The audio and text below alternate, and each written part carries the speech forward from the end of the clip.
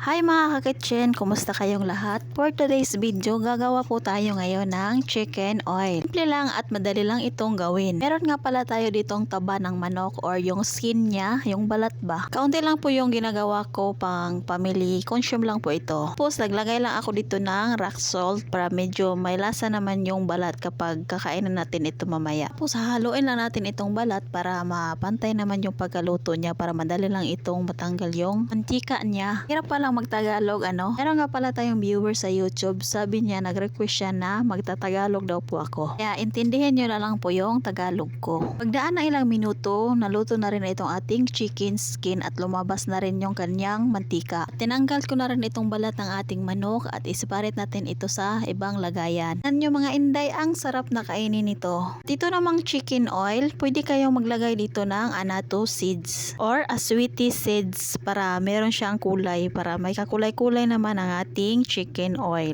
Ito naman, kaunti lang naman ito, hindi na ako naglagay ng kulay nito kasi kami lang naman ang kakain nito. Nito lang pala kasimple ang gumawa nito mga ka-kitchen. Kaya kung meron kayong mga balat dyan ng inyong mga manok, huwag nyo aksayahin. Gawin nyo na lang chicken oil. Hanggang dito na lang ang ating video. Maraming salamat po sa inyong panonood.